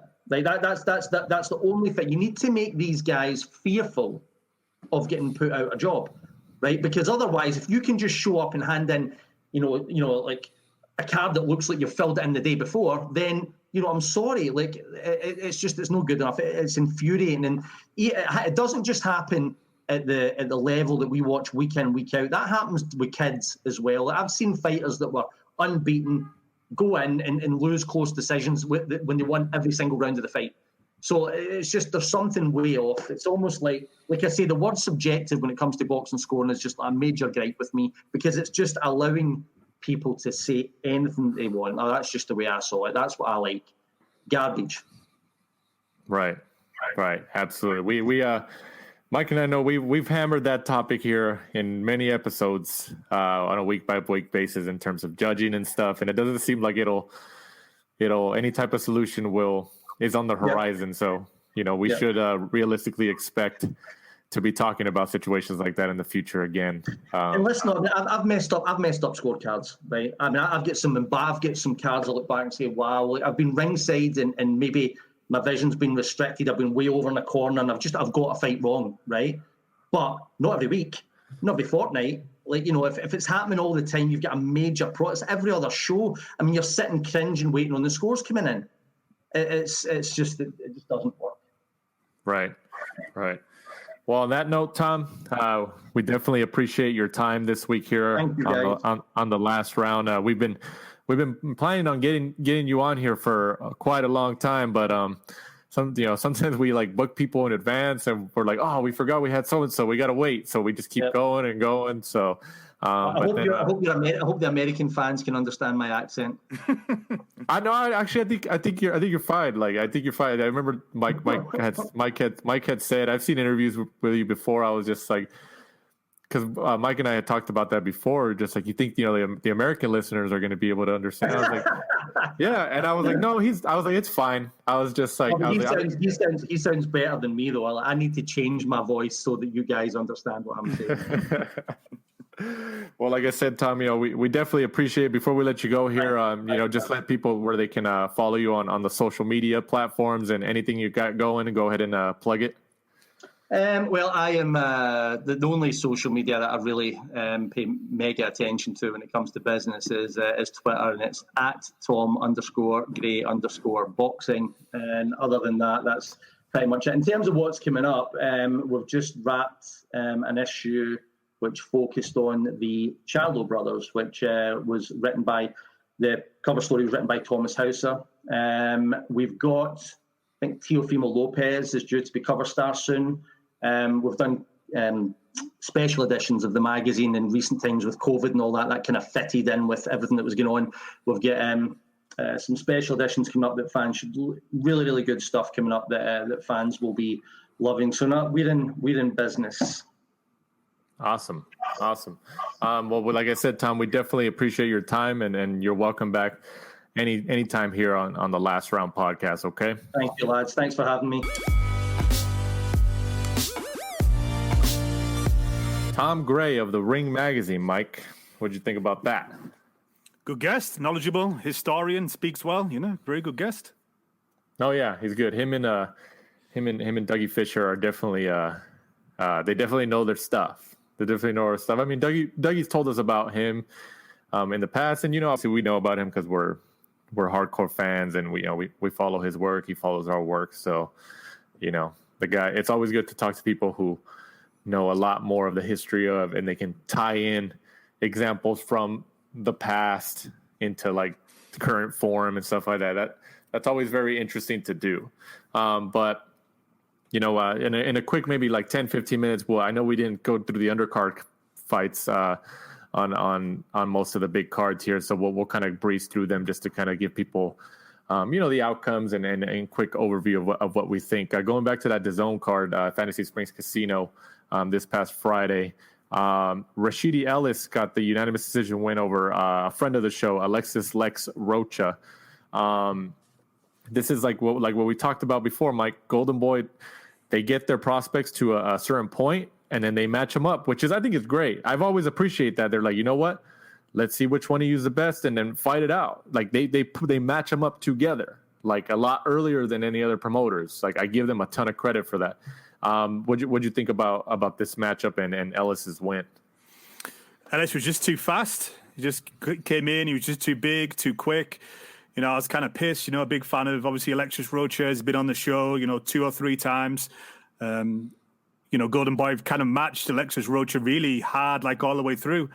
He just kind of needs to turn in those gym performances. He's sparred with some of the best, Josh Taylor, Canelo, Mikey Garcia. He just needs to kind of, Virgil Ortiz and all the stories we hear from sparring. He just kind of needs to, transform those onto the big stage. But, he's still young. He can come again, just come back, reinvent himself. He's a hard-working guy, and then obviously, come back, get a few more wins. But he's just, unfortunately, he's in a really, really strong division. Yeah. No, he's been matched up pretty hard. I think anybody can can agree to that, you know. But I mean, up until this point, he's gotten the test. Like, he's passed every test, you know, even though he's been matched up pretty hard and he's in a tough division. But like you said, I think he's young enough to where he has a lot of time ahead of him to regroup, just like his brother, Ronnie Rios. Look at Ronnie Rios, suffered some losses, and everybody kind of wrote him off. And then he comes back, gets a couple wins, and then comes back and beats Diego De La Hoya at the StubHub here in LA. And then he won like that made up gold WBA championship or whatever it is, your favorite belt, I think. But Rios now has, you know, he got some stock back, and he's back in the mix to be able to get some pretty decent fights and you know, grow from there. So I think that just based on how we know Lex, you know, he's been on the show a couple times, and then the one time with his brother, they came on at the same time. We know how he spars a lot here at the Robert Garcia Boxing Academy in Southern California. He spars with a lot of the big names. You know, he goes in there and gets some good work done. I think for sure, I'd be like, let me say it this way. I'd be surprised if he doesn't regroup and come back stronger and get back in the win column and keep going. Like, I think I'm that confident that he actually will. What do you think? Oh yeah, I completely agree. You know, he's only 23 years old, and he's just got to really transform those, you know, sparring sessions that we've heard about. You know, we've heard of him schooling some names that, you know, obviously we can't say because obviously, you know, got to keep sparring secret. But you know, some, you know, world champions that he's really taken to school, and, you know, has had coaches who actually stopped sparring because he's that good. So, right. You know, maybe it was just the wrong person at the wrong time. You know, I don't want to make any excuses for him, but, you know, he'll come again. He's only 23 years old, so he's got time on his side. Right. I've every time people talk about, like, in sparring, he gives these you know, these big name fighters like really good work, and sometimes gets the better of them and stuff like that.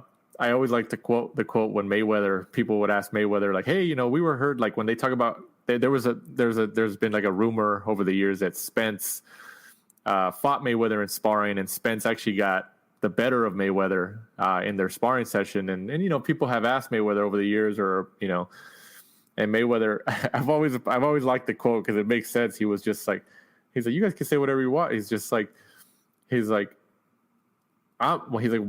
the lights turn on, when those lights above my head turn on, I'm the best fighter. He was just like, he's like, I don't care who the best fighter in the gym is. He was just like, but when those lights turn on, he's like, I'm the best fighter of the world. Like, I thought he was true. I mean, he's right. Like, the gym is obviously good for, like, you know, credibility, especially the younger fighters with the lesser names. But if, you know, that's not where you're going to make your money. That's not where you're going to make your stock. You know, it's like, it's under those lights on that TV screen, you know, that's when you need to bring it. So, you know, that's a pretty interesting quote. But also moving on to the Wembley Arena card in London on DAZN, Savannah Marshall gets the 7th round TKO over Hannah Rankin. This is for the WBO female middleweight title. What do you think about Marshall's TKO win?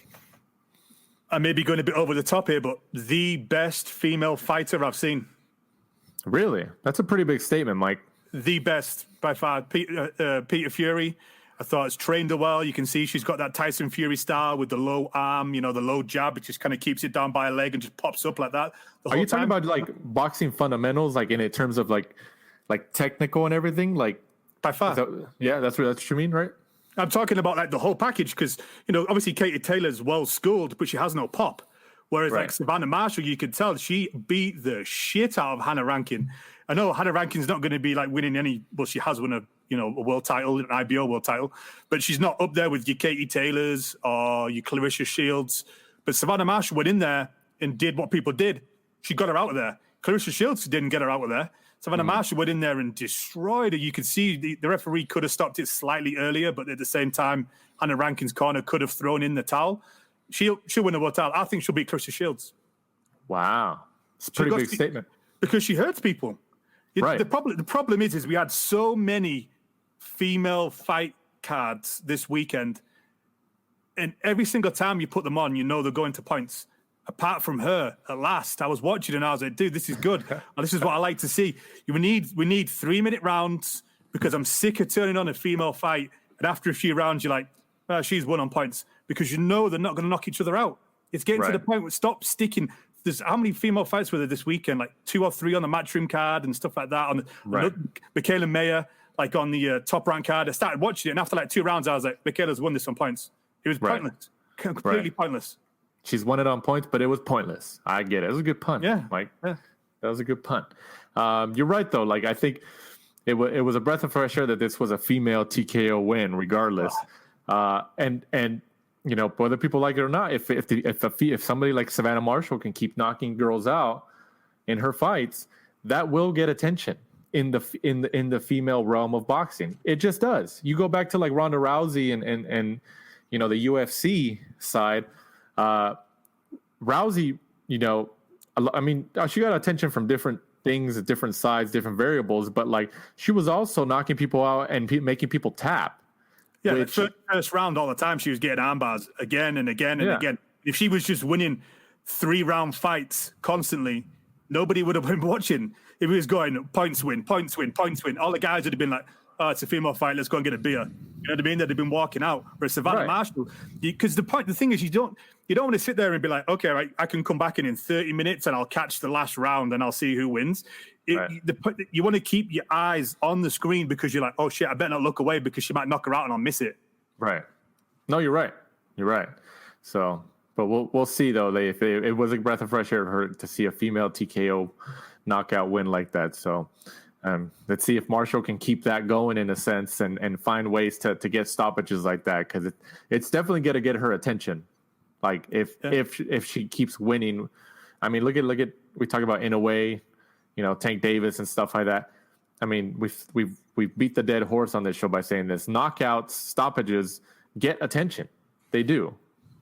I honestly think that she has a good chance if they can maybe just get her to talk a little bit more.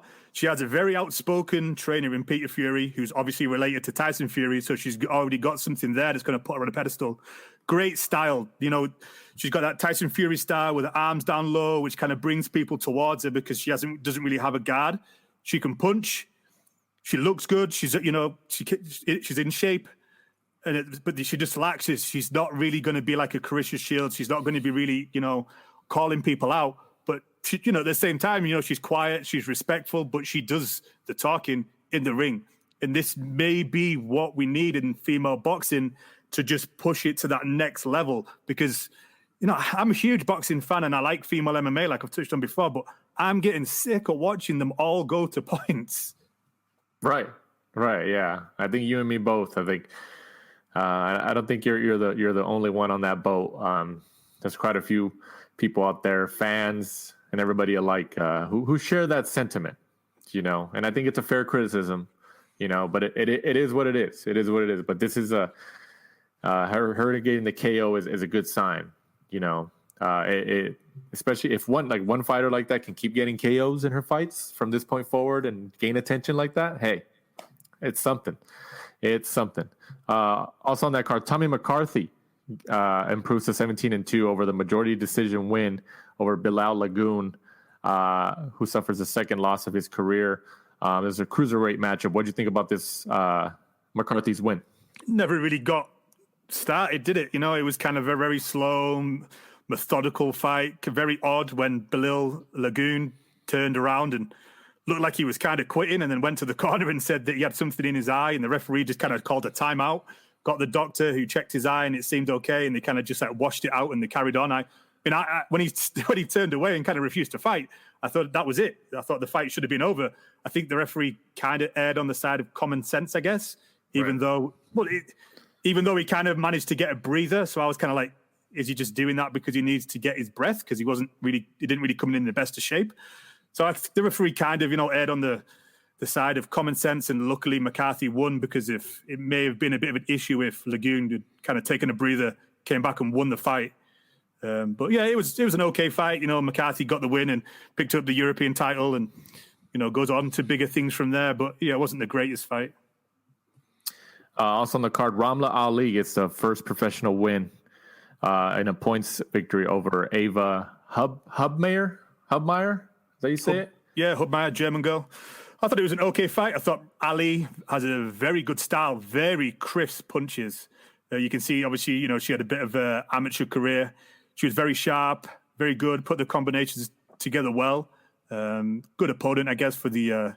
She was kind of a bit of a punch bag, for her pro debut. But yeah, I'd like to see where she goes from here because she looked skillful. Amy Timlin fights to a split draw over Carly Skelly for the vacant Commonwealth Super Bantamweight title. What'd you think about this draw? Great opening scrap, really, to open the card. I honestly couldn't split them myself, so I thought a draw was fair enough. And I think they'll definitely turn around and do it again. It was a good, well-matched fight, to be honest. And going back to the bubble in Las Vegas, the top rank on ESPN Plus. Michaela Mayer, as you mentioned, improves to 14-0 with the unanimous decision win over Iwa Brodnicka for the WBO Super Featherweight Female World Title. What do you think about Mayer's unanimous decision win? I think she just needs more power. I've watched her a few times ringside at some of the top rank shows when she was coming up. The problem I have is she never looks like she's going to really, back people up and get them out there. I don't know whether it's the transition from amateur point scoring to now becoming a professional. And like I touched on, sometimes, from early on in this fight, you could see that, Brodnicka was just getting backed up. She kept hugging a lot.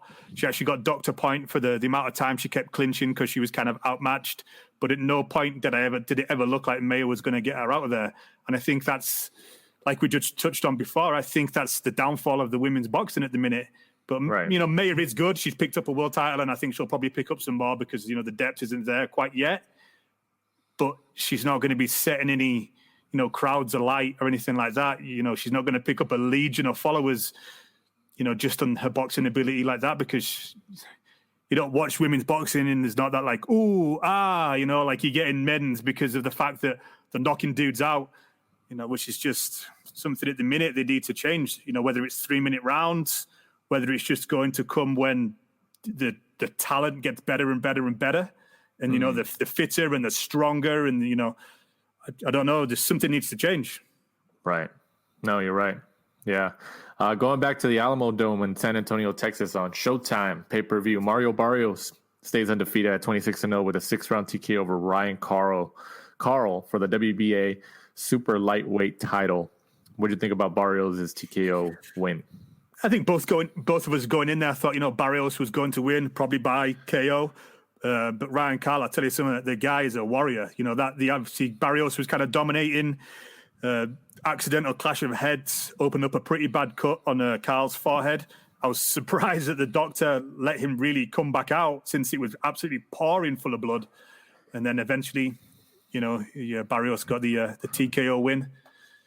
But yeah, that's true. I mean, he's 26-0. I think he's This was for an actual WBA super lightweight, like that's a world title, or was that like a? Barrios already had it. He won it in his last fight. In his last fight, this was another WBA super lightweight title. That's what I mean. Like it's just like, oh come on, what's going on, man?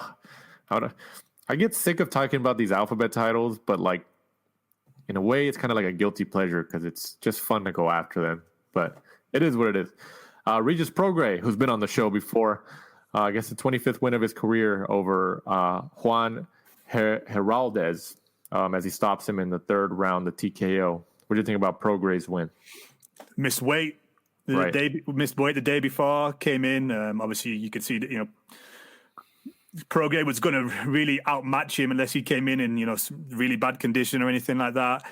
Really did what he had to do, just went in there, blew him out, got another KO win on his record. And, it was kind of funny because obviously, like he said that he didn't want to fight Hooker at like 145 or whatever because of the weight. And then he ended up missing weight. And then Hooker posted a little video of him, so Prograis, like eating a thing of popcorn. So that was Mo Hooker doesn't really like tweet that much. And he doesn't tweet stuff like that. So when I saw that, I thought it was pretty funny. Like somebody filmed him. He has the popcorn right there, and he's just like eating it, like just staring at the camera. I thought that was pretty hilarious. That was pretty cool. Yeah, that was great. I mean, it's a fight I'd like to see. I don't know whether because they've kind of got a little bit of a social media back and forth now. Is Prograis gonna eventually take that? Because I know he wants to pick up another title at 140 before he eventually moves up. But But I think everything kind of seems like it's going to be tied up, right? So I don't know whether he needs to just take, him and Hooker, I think, would probably be a good payday. So. Oh, No, right. Yeah. I mean, DAZN wanted to make that before, right? And I think, was it COVID that canceled or what canceled it? Hooker changed the weight and then That's what it was. Yeah. Prograis refused. So they would kind of do a catch weight and Prograis wouldn't do the catch weight. Right. Yeah. But it is what it is. Like, I hope they do end up fine. I think that'd be an exciting matchup, especially since Hooker fought Ramirez and that produced some pretty exciting action, and throw Prograis in that mix too. I think it's great competition for those weight classes. Moving on, fight previews this Saturday, the 7th of November. Yeah, is that this Saturday? Dang, we're in November already. Damn it, Mike.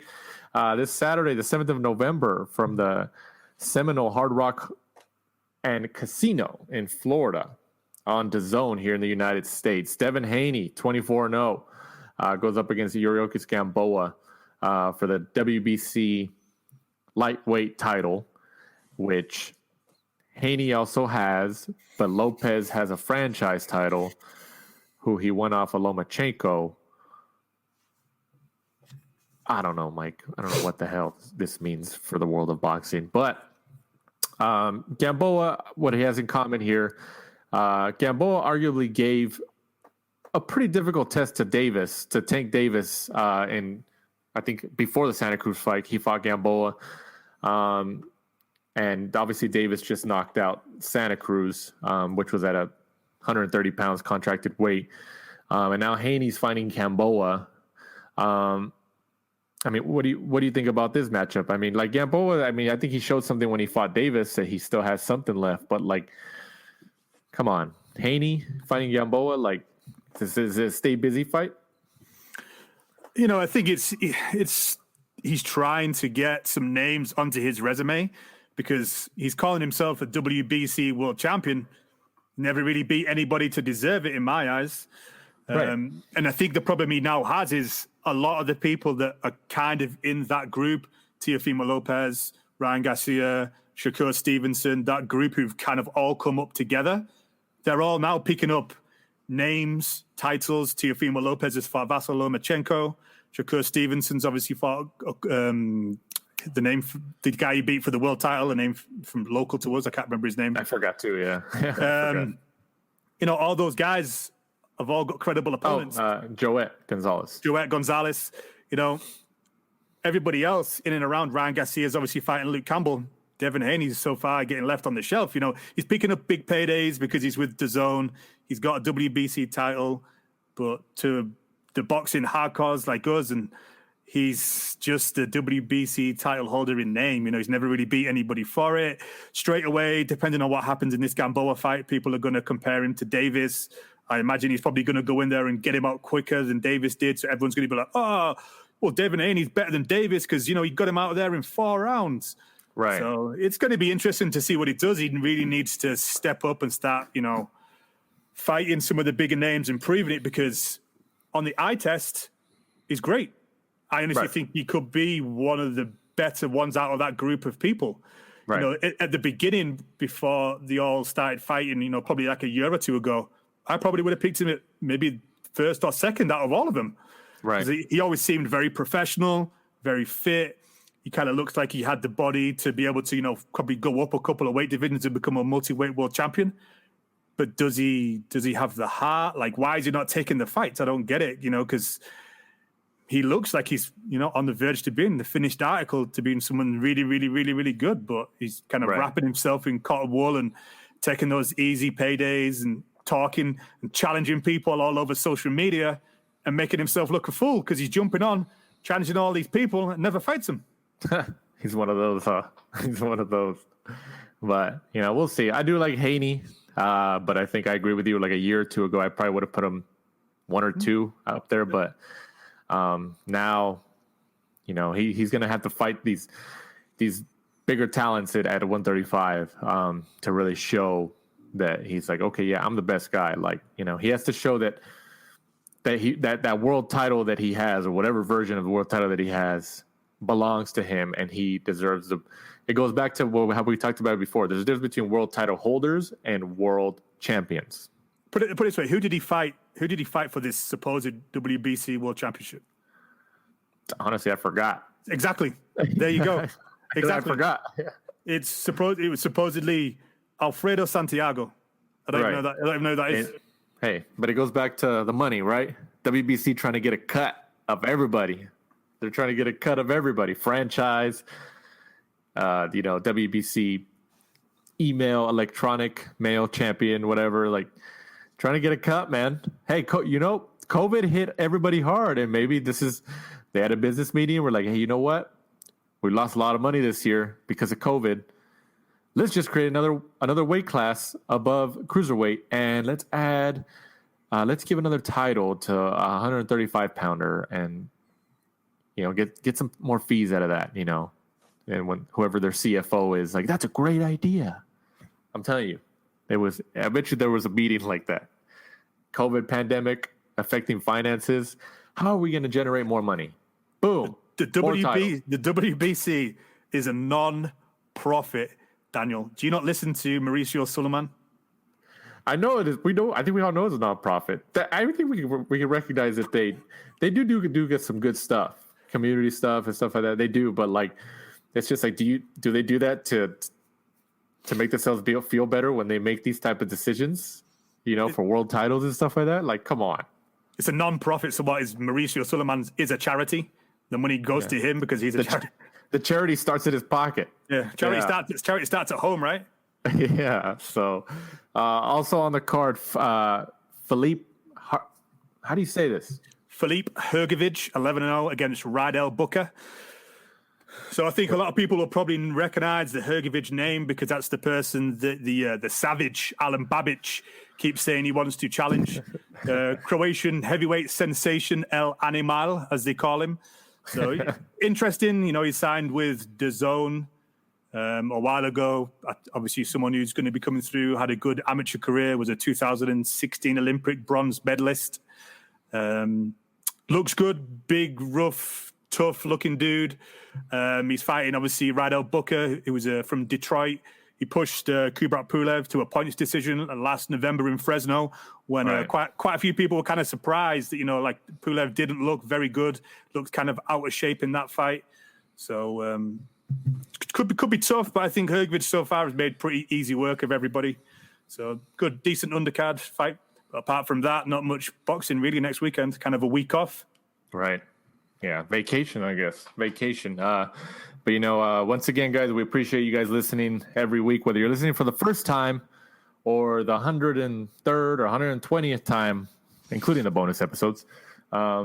We appreciate the time you've taken to listen to us and listen to our wacky opinions on the sport of boxing here. And once again, our big thanks to Tom Gray, the associate editor of The Ring Magazine, for jumping on this week and reviewing the main fights of the biggest boxing cards of the weekend. And as we sound off here, go ahead, Mike, let our fans and listeners know where they can find us if they want to keep up with our stuff and each weekly episode. You can find us at The Last Round 12 on Twitter and Instagram, and be sure to tune in next week, as obviously we'll be going over the Devin Haney fight and also looking forward to the Terence Crawford-Kell Brook fight on the 14th. Also have Joshua Franco against Maloney on that card, and all the women's card with Terry Harper, Katie Taylor, and Ebony Bridges, all from the Matchroom card on coming up. The last 2 months of boxing, we still got some great fight cards coming up, so we're definitely looking forward to those. But once again, for my co-host Michael Shepard, I'm Danny Z. This is The Last Round. Thanks for supporting and listening to the show. Follow us at The Last Round 12 on social media. Rate, review, and subscribe. This is The Last Round Podcast.